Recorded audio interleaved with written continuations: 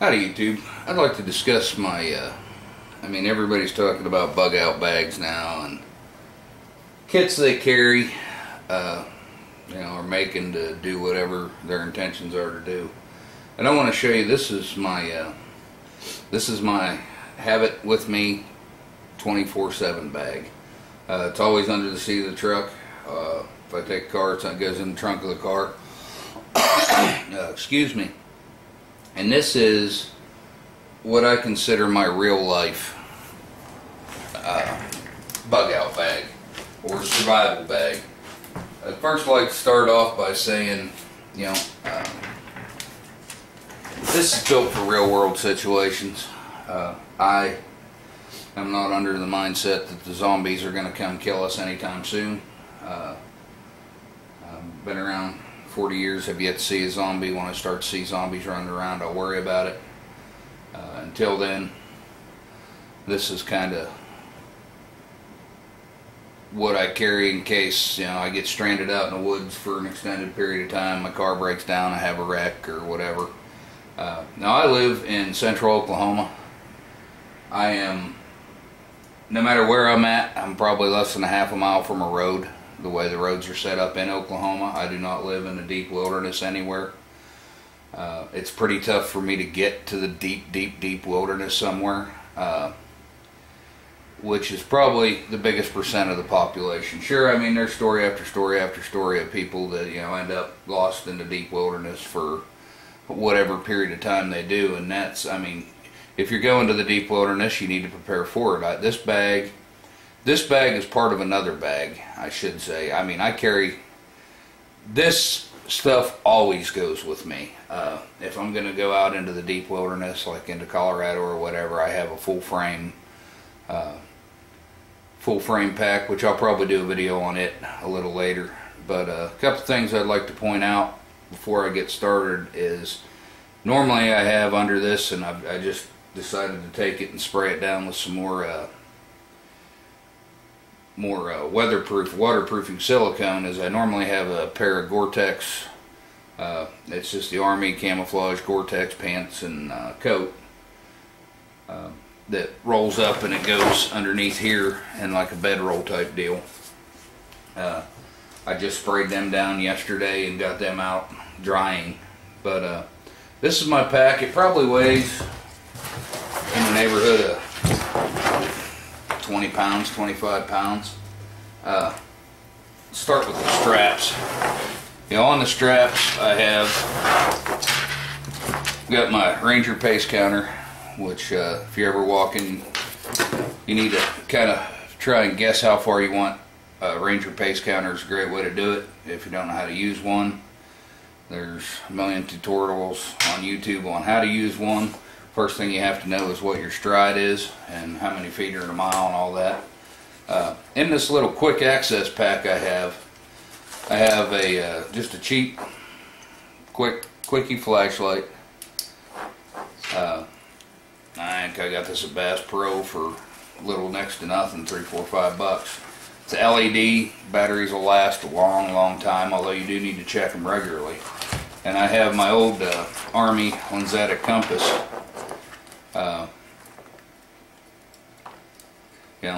Knowing what direction you're heading or what direction you're coming from could be paramount. And let's say you do get, you're out hiking in the woods, something falls, tree falls down, knocks you senseless, knocks you out. You lay there for 10 minutes, 20 minutes, 2 hours, however long, you wake up and you've completely lost your bearings. This will help you get your bearings. The other thing you could do is, in Oklahoma especially, it's big, large, open, flat land. So I can climb a tree and typically see some landmark, whether it be a cell tower that's up in the air, whether it be a water tower for a town. Take my compass, get up in a tree, get the bearing to that, and even if I'm in the thick underbrush or thick woods, I get my bearings to where that specific landmark is, and I can head that direction pretty effectively. I'm a big fan of tethering my stuff to my pack, so as you're pulling, at night, if I'm pulling out my compass, I don't drop my flashlight and lose it, or vice versa. This is a Camelback system. I know there's a lot of different people that's got a lot of different answers as to their ideas on whether or not the Camelbacks are great in survival situations. I change the water out in this once a week religiously. It's kind of my Sunday project. Keep it fresh, dry. I clean it out once a month, let it air dry, so on and so forth. But that carries, I believe it's 3 liters of water, which again, for my immediate survival situations, that's going to solve a problem for me, and I don't need to go deal with fresh, clean water while I'm trying to find my way out of the woods or whatever. Now this is in its own unique carrier inside here, so if I need to, I can drop this pack, but I can still take my water with me, which to me is a little bit of a value added. This has got 3 major compartments, and I'm just going to start at the bottom one here. This is another quick flashlight. I know you don't need a flashlight to survive in the woods, but they're handy. The beauty of this one is it's a little winded up light. They say you wind it up for a minute and you get like 6-8 minutes of light. These things are like $10 at Walmart, and I'll just wind it a couple seconds here. And I just ran it dead because it's good to do that with batteries every now and then. But it's a pretty bright little flashlight, if you guys can see. But it's got a little carabiner thing. These are like $10, $12 at Walmart. Handy little critter to have. This is my first aid, which we'll get to in a minute. This is my fishing kit. This is just actually a box that I load in, bullets for reloading come out of. I've got a couple pieces of tape holding it closed. But fishing line, hooks, sinkers. I've got some lures in there. I've even got a bobber or 2 little tiny bobbers in there. I'm not going to pull it open because, it's the basics. It's probably 300 feet of fishing line coiled up maybe. Then I carry a pack of those everyday hot hands things that you get them out, shake them up. These are great for an immediate source of heat when you just got a little bit of chill. You need to be able to build fire if you're out and about, but this is a quick answer to a little bit of heat. These things last, I don't even know if there's an expiration date on them. I typically use mine up every hunting season and then buy another bag and restock. But I've never had a problem with the ones I've had for over a year. They're not heating up for me. It's just a little Army first aid pouch. This is my better than nothing first aid pouch. I keep a couple packages of Bare aspirin in there. That's great for, minor cuts, scrapes, bruises. People that are having heart attacks, a little bit of Bare aspirin. It's got double purpose to me. You need to know if you're allergic to aspirin. Keep a vacuum sealed lighter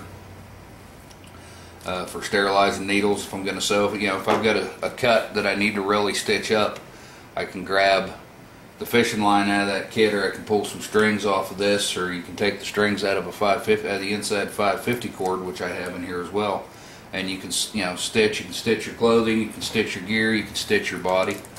Carry bottle super glue. Super glue is awesome for sealing small cuts, as opposed to quick stitches. If you've got a cut somewhere on your face or whatever, or on your arm, and you need to seal it up, you just pinch it closed, put a bead of super glue on it, let it sit 3, 4, 5 seconds, and it'll pretty much hold. I keep a thing of chapstick. Man, there's nothing worse than in the cold or in the sun when your lips start breaking out and chapping. Just makes life miserable. Now this bag isn't survive for 6 or 7, 8 months type bag, although you could off of it.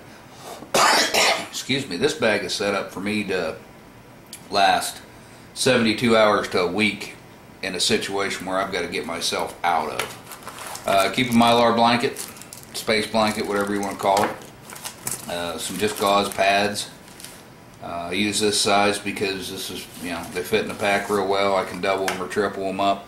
Take some duct tape or some 550 cord, which I have both in here, and use them, affix them to my body. And then I keep a little Singer self-threading needle kit thing. Needles for sewing, obviously, but that's a great way. Everything I have in here typically has multiple purposes. You can take your Mylar blanket and you can make a shelter out of it if you really need to. Makes a great signal reflective mirror type concept. It's really good idea. I mean, good way to. You can wrap yourself up in it, make yourself a relatively waterproof sleeping bag if you need to. And again, this bag's all about multiple purpose items. Not everything I have in here has multiple purposes, but for the most part, I try to keep stuff going that I can use in a couple different situations if should the need arise. That's it for that pocket, I think. Yeah. On my other short outside pocket here, I have my outdoor safe kit, which I kind of went over in another video, but we'll go over again. And I keep two 55-gallon trash bags. These are like 3 mil heavy plastic trash bags. You can make a quick poncho out of them. You can make a quick shelter out of them. There's just an endless amount of stuff you can do with trash bags. So having a couple of them, they're cheap. They don't take up much space. They don't take. they don't add any weight. In here, I carry this little kit, and as I said in my other video, you might call Outdoor Safe 719-593-5852. There's a number on the bag. They used to give these bags away. They're great because they got these little quick belt strap deals on them. If this is all you can take, this is all you can take. It's got a flint and steel in it, which that actually didn't come with this flint and steel. This is left over from my Boy Scout days, actually. I keep some batteries for my other gear in there. That flint doesn't actually belong in there. There's another magnesium fire starter that I typically keep up in that front little pocket. Carry a pocket knife. This one is made by Kershaw. It'll hold a real good edge. I carry cotton balls with Vaseline and matches. Now, if you don't know what cotton balls and Vaseline are for, I've got another video on here. It's part of my Surefire kit. I promise you I can start fire even in the wettest environments with these things. On these little containers you get, they've got a small little, and a lot of people haven't ever saw this, but they have these little magnesium strike that. But they're made actually to strike your matches on, but you can also use them for a quick fire starter deal. These things are like $1 at Walmart from Coleman. They're all waterproof, which is handy. I keep some 550 cord coiled up. There's probably, I don't know, 60, 70 feet of 550 cord here. When I've got another coil later. It's got this handy dandy little book in here that's got everything from first aid to how to deal with bleeding, burns, choking, CPR, diarrhea, frostbite, head and neck injuries, you name it, it's in here. Insect bites and stings, snake bites. And then you flip it over and go the other way, and it's got some fire building concepts, building shelters, signaling, the universal, how to distill water, some basic knots, a little bit of map reading, how to use a compass, some of the plants that are common across the United States you can use for food, how to kind of predict the weather. I mean, it's got a little bit of everything in here. It's a cool little book. All the pages are plastic coated, so if it gets a little wet, it's not going to kill you. It's got papers, just the instructions on how to use it, but I figure eventually it'll get used for tinder or paper light. It's got a signal mirror, and how to use the signal mirror to effectively shine things at people. I mean, there's angles as things gets used. Signal mirror is handy to have.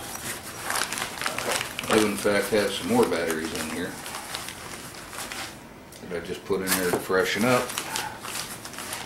It's got this orange trash bag looking, this thing is enormous, I'm not going to unroll it. But this thing's probably 6 foot by 8 foot.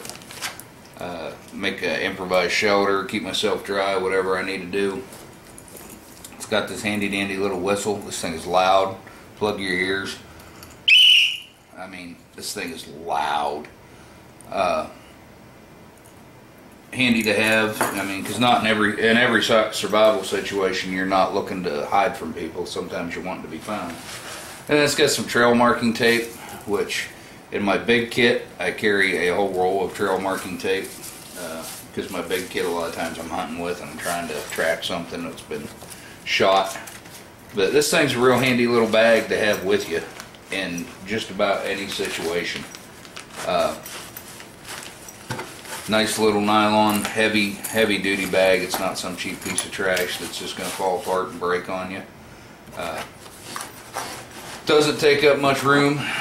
Doesn't add much weight to the equation, which is why I like it. I keep my extra batteries in here for different pieces of equipment, like little GPS I carry and all that. But you know, GPSs are awesome until that you break them or their batteries die or they run dead or whatever. So you can't always rely on a GPS. Is it a great tool? Absolutely. Is it a bit more effective tool than a map and compass? Absolutely, when it's working, but you can't always expect it to be working. Got my blankets. In my next pocket, I carry my 550 cord ring. That is 100 foot of 550 cord speed run, which if you don't know what that means, you pull out your little end here.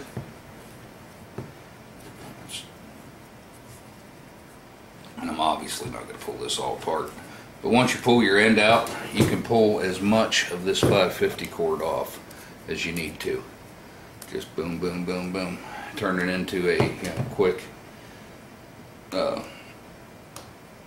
great way to pull off as much cord as you need. It doesn't get tangled. It doesn't get tangled through all your gear. It's just a series of slip knots that just continuously wrap over themselves and wrap over themselves and wrap over themselves. It's just, I mean, it's very simple, however time consuming to make. I mean, I bet it took me 2 hours, probably an hour to pull this all through. But that's a full 100 foot spool, or 100 foot deal I bought at Bass Pro here recently. Because I'm having a hard time finding green Ranger cord or 550 cord for some reason. This is black.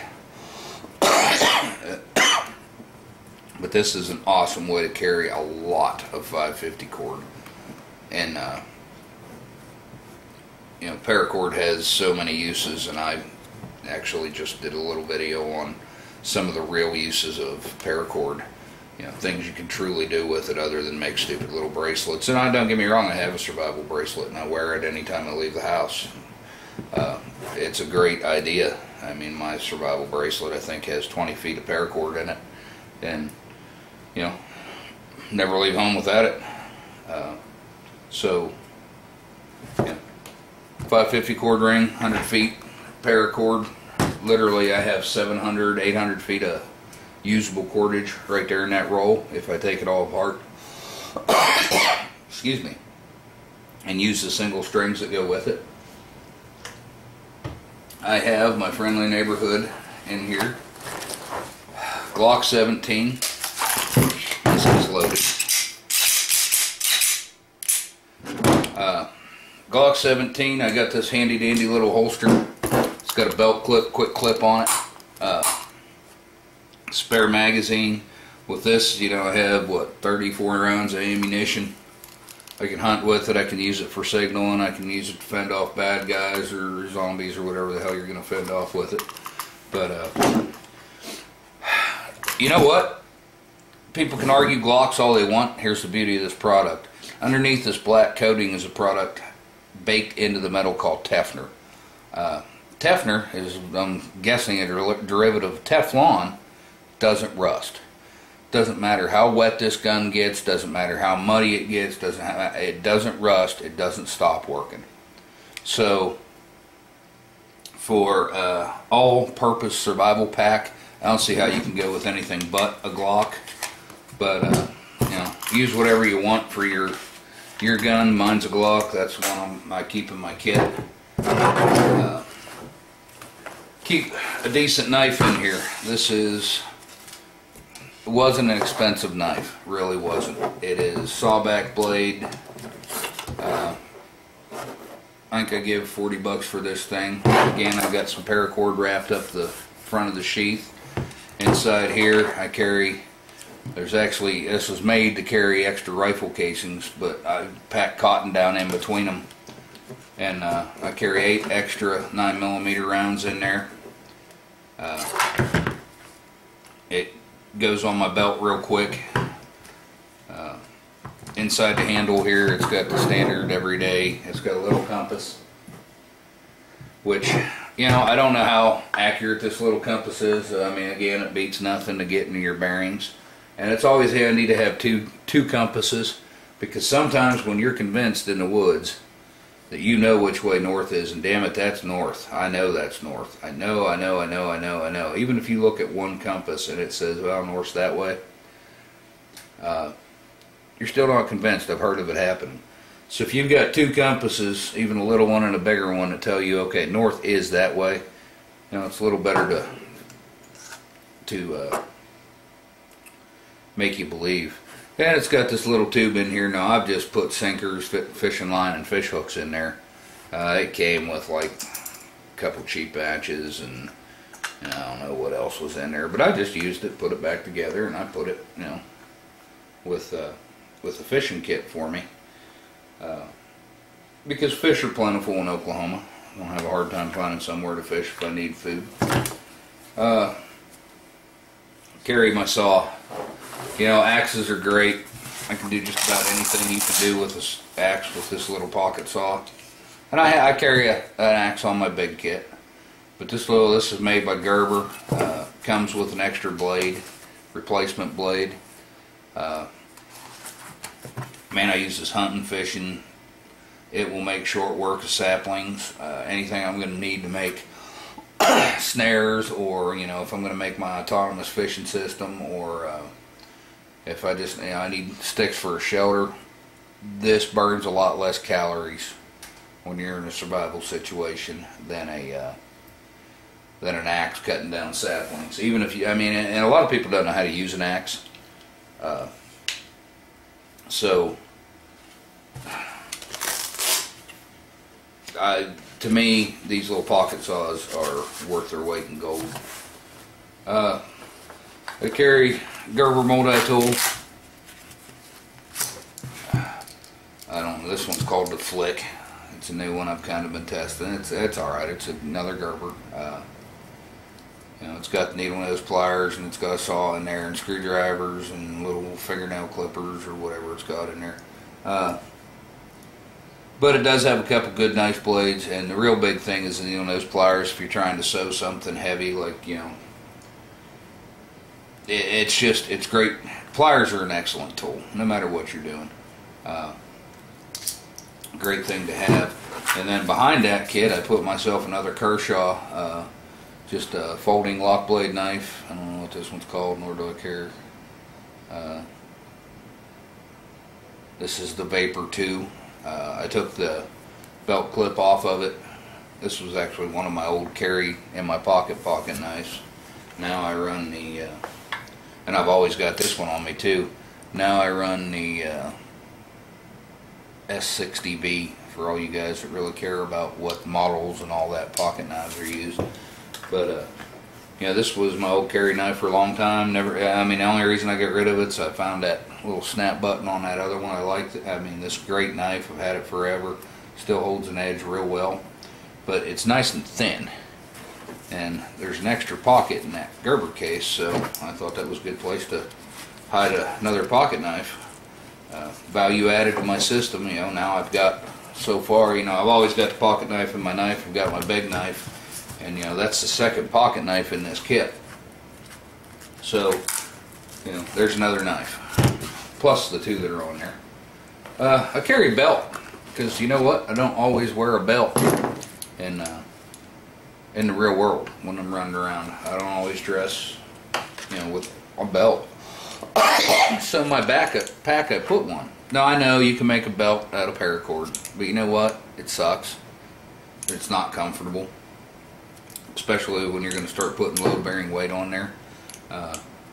This is just an old army belt that I bought. Now I know I have my 3 liters of water, but I also carry a stainless steel thermos.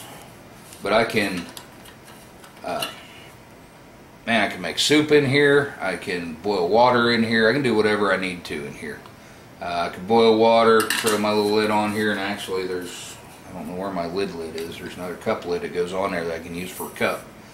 But this is not insulated. If you're looking for a thermos, do not go get an insulated thermos. They don't boil for shit. And you would never want to boil it with a plastic lid on there. There's probably some other solutions in the smaller stainless steel cans.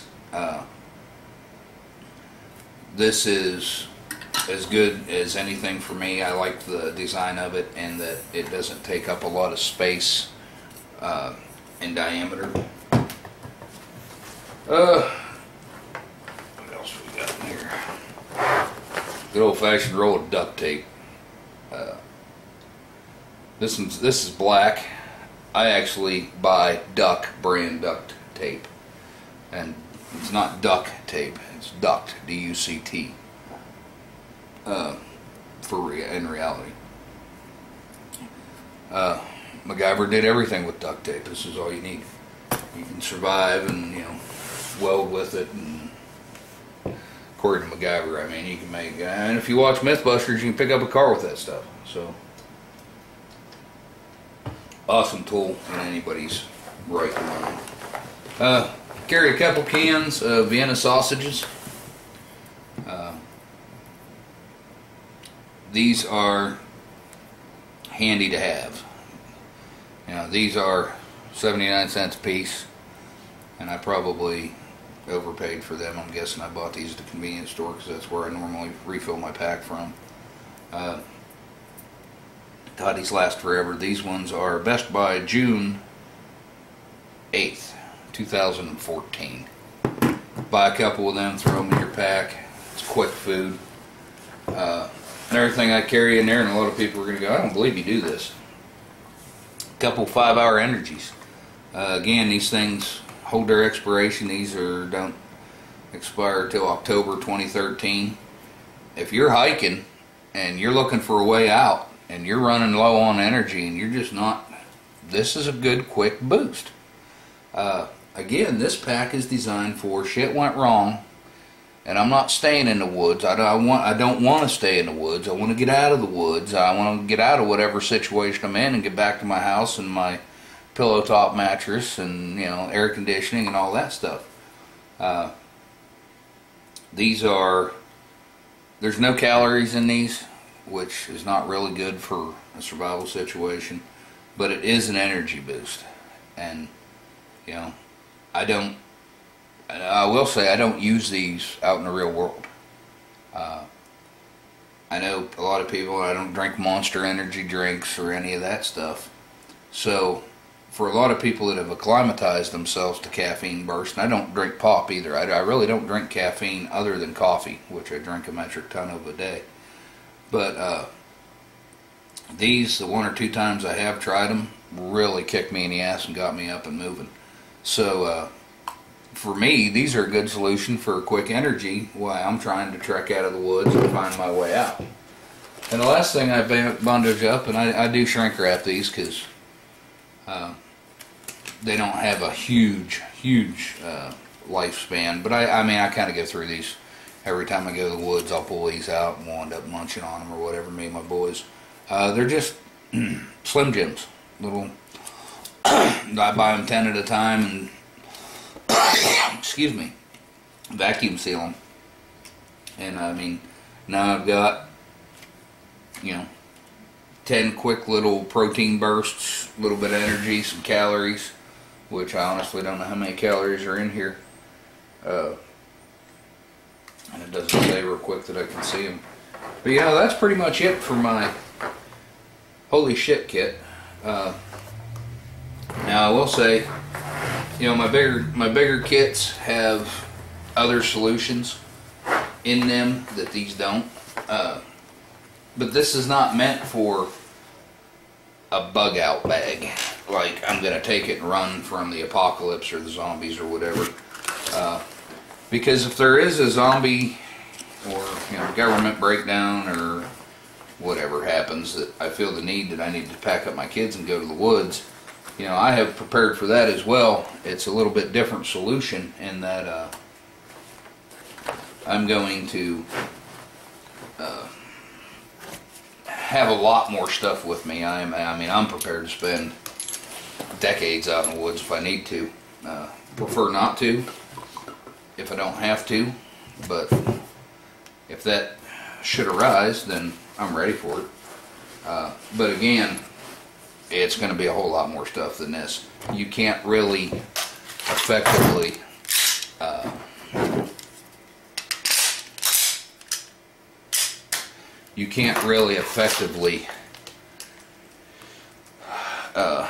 live in the woods with a pack this size. I mean, for extended periods of time, especially with multiple people.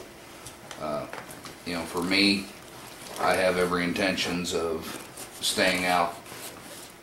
You know, should all that shit really hit the fan, I have every intention of staying out for a super extended period of time.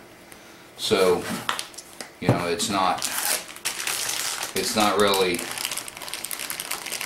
something I'm going to be able to carry on my back to get out there. It's going to be something I intend to trailer in to where we're going. And, you know, I've been working on that site for years, modifying it, getting it ready to where I can live out there for a super extended period of time if I need to. Anyway, I appreciate you watching the video. See anything you think I need to be carrying and I'm not? Boy, I sure love to hear it. You know, please don't give me all the basics. Well, you need, you know,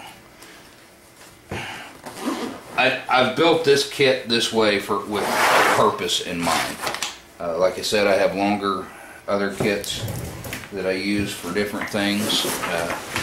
This is a little bit bigger, you know, bigger kit that if I'm going out in the woods for, you know, 2 or 3 weeks at a time on a hunting trip or whatever, this is the kit I take.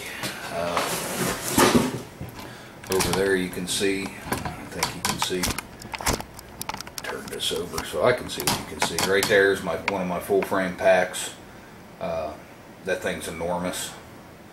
It'll hold everything including my rappelling gear. But there's so many things you can do with a couple of different packs. And all these packs, or most of these packs, build on themselves for each other. You know, this 72-hour kit I've got here, or 1 week kit, or whatever you want to call it. This is my, I don't know, I guess I heard them called get home bags or whatever, but this is my real world, everyday something that could go wrong bag. I've got solutions in there from everything from self-defense to starting a fire to, you know, making myself a shelter to making myself some fire, catch me some food. I don't carry any snare wire in here because snaring, to me, snares are a low percentage. Snares work great, but you need a bunch of them. Don't get me wrong, you can snare food. If you can find a trail that you know something's going up and down, snares are great. But in Oklahoma, with the way everything's set up, you know, we got our one snowstorm that the snow came overnight and it was gone by noon the next day. And that was our huge snowstorm for the year. We got like an inch and a half of snow.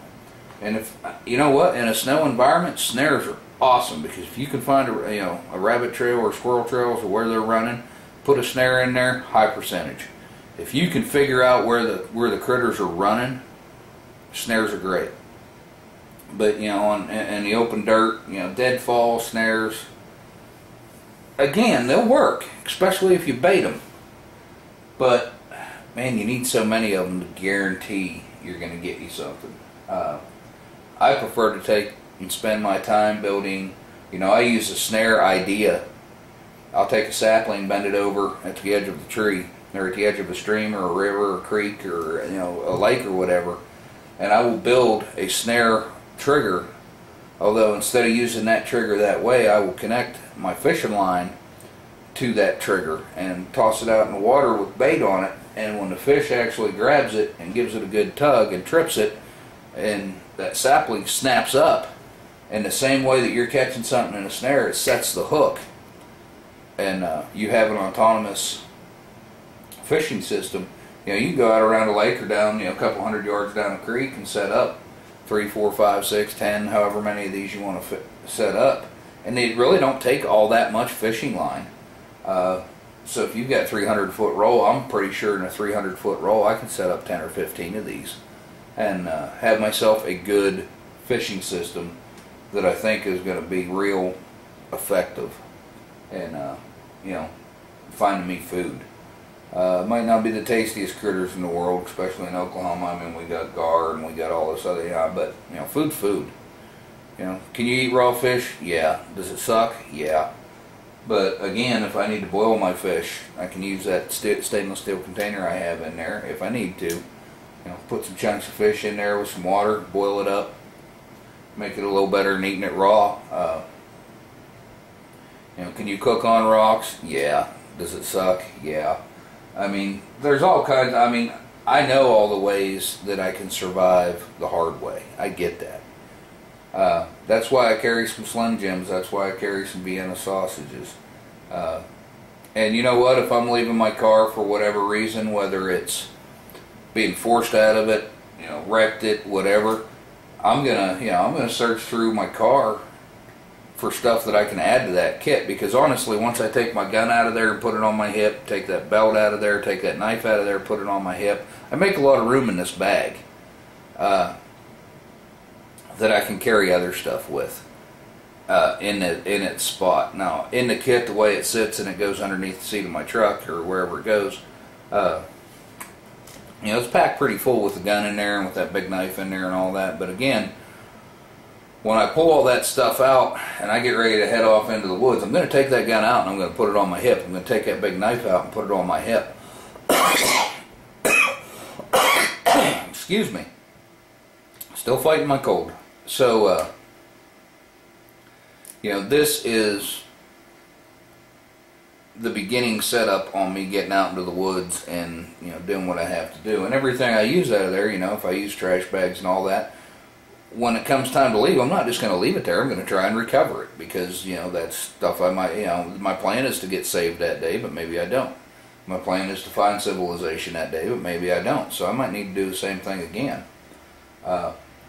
First thing you have to do in any situation when you're out in the woods, you know, whether you got there on purpose and got lost or you find yourself out there by accident, the first thing you have to do is calm yourself down, however you need to do it.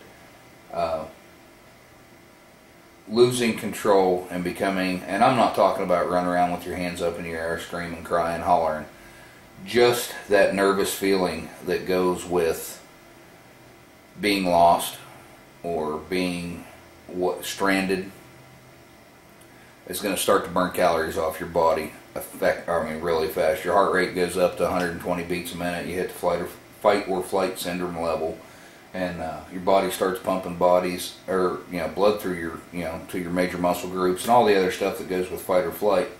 But when that happens, your body's going to start eating through calories, and it's going to start eating through calories really fast.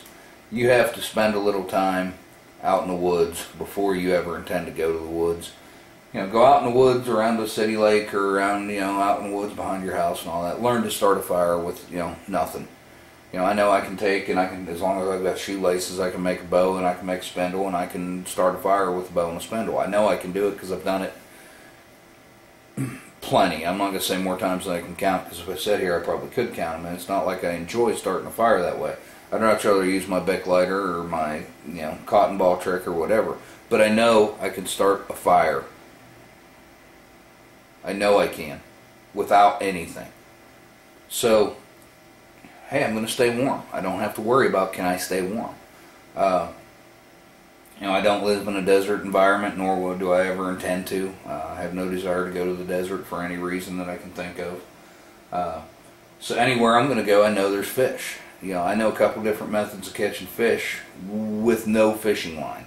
I can build a spear. I've always got a pocket knife, or I can make one out of rocks, which is a lot harder than what it sounds if you ever tried it. But it can be done with a little bit of time and practice and luck, and a lot of luck. But, can I make a spear? Can I spearfish? Absolutely. I know what berries I can eat and, some other different edible plants, and, I can make a deadfall with some bark off a tree and some sticks, and, am I reasonably sure I can feed myself in the woods with nothing? Yeah. So I've got extras here, fishing line and all that, so I don't have to worry about whether or not I'm going to eat. I know I can do it with nothing, or do it pretty effectively with nothing. I'm probably not the best in the world at it, but I've got tools here that are going to let me make it easy to eat. Well, I don't like to be cold, and I don't like to be rained on and all that, and, can I find somewhere to hide where I can get away from the cold and all that? There's different ways you can, set yourself up in an environment where you have nothing, where, if you're smart enough to know which way the wind's blowing and, how to hide from it, look for little cubby holes and crevices that you can crawl down into and get away from the wind and the water. So am I worried about dying from what they call exposure in northwest Oklahoma, or in central Oklahoma? Probably not. The one thing we say about Oklahoma is if you don't like the weather here, wait 5 minutes, it'll change. It's the middle of February and it's going to be 60 degrees out here. The one day that we had our huge snowstorm, snow was melted off by noon. So that's what I'm saying. I'm not saying there are not extreme environments that people can get put into. Hikers get lost, campers get lost. You get out and the whatever forest or wherever, get turned around and get lost. I'm not saying that can't happen. What I'm saying is that's not the everyday average situation. So if you spend a little time learning to do the basics, build a tent or a little shelter, start a fire, catch some food, everything else kind of falls into place. It really does. The more you build on this, if you're like most of the people I know that get out and spend any time building fires and learn to build tents and build debris huts or whatever, you get addicted to it and you just start doing it more and more and more and more, and you learn more, and everything you learn you want to build on, and you're always running across. And the guys that are truly in what I call the bushcraft world, or the I don't really want to call it survival, because there's a whole nother genre of zombie apocalypse people out there that their answer to survival is 100,000 rounds of ammunition and all the food they can carry.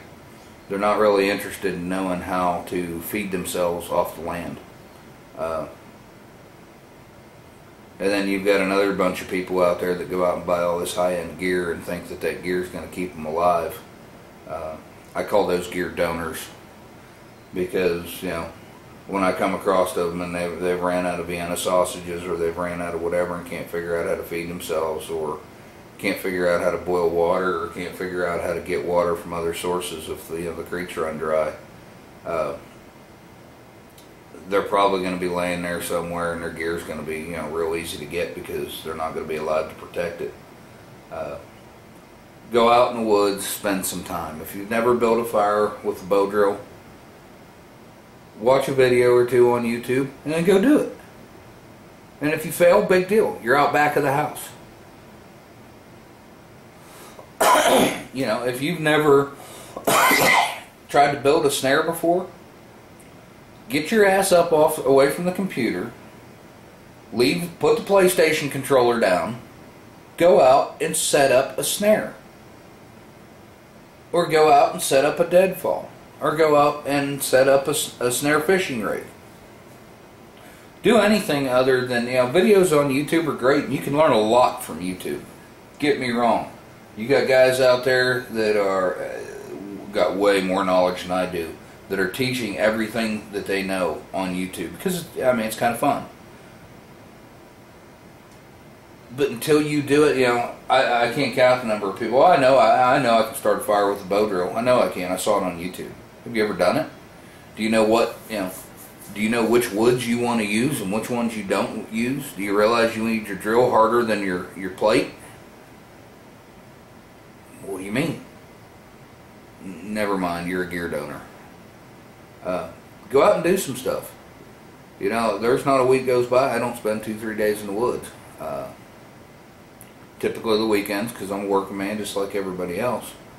But get out there and do some stuff. If you've never built a debris hut before, go build one. If it sucks, so what? You learn something. Every time you do something that doesn't work, you learn from it, or you should. So do something other than nothing. Put the PlayStation controllers down, turn the computer off, shut the cell phone off, and go out and learn to feed yourself in the woods. There's none of this stuff that's rocket science. There's none of this stuff that's super secret ninja Jedi mind trick. Everything out here has been being done for 10,000 years. From the Neanderthal man to the guys in the Old West that come out here before there was a house and before there was roads and before there. Everybody. These guys survived. It's not rocket science. It's not. Can you learn to navigate without a compass? Sure. Can you navigate with the sun? Sun rises east and sets in the west. Can you navigate with that? Sure. Is there a way to stick sticks in the ground and figure out what directions? Absolutely. But does it beat a compass? No. If you learn to carry a little bit of stuff with you, well, I can figure out which way it is. I put a stick in the ground, and when the sun's here, can you do that? Absolutely. I got a compass. If you're going to make life, I try to make life as easy as I can. Can I stick a stick in the ground and figure out which way the shadow's pointing? Sure. Does moss always grow on the north side of the tree? Not in my opinion. I've seen trees with moss go all the way around them. Ask anybody that lives in Georgia if moss grows on the north side of a tree. Because when I was stationed there, we found moss all the way around a tree. So, to me, that's not a very reasonable. I know I can turn around and look, because the way they give directions in Oklahoma is north, south, east, west, because that's the way all the roads run. Is why they do it that way. But you get pretty acclimatized to which way north is and which way south is, and east and west. So, but if I say that water tower is 160, the azimuth to the water tower is 162 degrees. Are you going to be able to north, south, east, west that? Probably not. You can do the math and get there. I'd just rather pull out my compass. So spend a little bit of time out in the woods. Spend some time doing this stuff, and you'll find out it's really not that hard. It doesn't matter if you're black, white, red, purple. It doesn't matter if you're fat, skinny, tall, or short. None of that matters. Anybody can go out in the woods and survive for extended periods of time. Anybody, if you want to. Mindset is everything, and I put on my logo Tactics Training, Mindset, and Technique. Mindset is everything. I'm not going to go out in the woods and die because I've told myself I'm not going to go out in the woods and die. If you say to yourself, well, if I get lost in the woods, I'm probably going to die out there. You are. You're going to, because you've already convinced yourself you're going to. You can be taught tactics. You can be taught the training. You can be taught the techniques. The mindset you have to have. And you have to make yourself have it. But anyway, now I'm rambling. I appreciate you watching my video. If you got anything you think I need to put in this kit, man, I love questions and comments. If you thought this was a pretty good video, I wouldn't mind a little thumbs up. Subscribe if you like the kind of the stuff I'm doing. I do a lot of gun videos, but I'm going to kind of get out into the outdoorman, bushcraft, woods, you know, ideas. You know, I grew up in northwest Pennsylvania. My nearest neighbor was about 3.5, 4 miles away. I spent every day that I wasn't in school in the woods doing stuff. Basically because, you know, we had 4 television stations and 2 of those were PBS.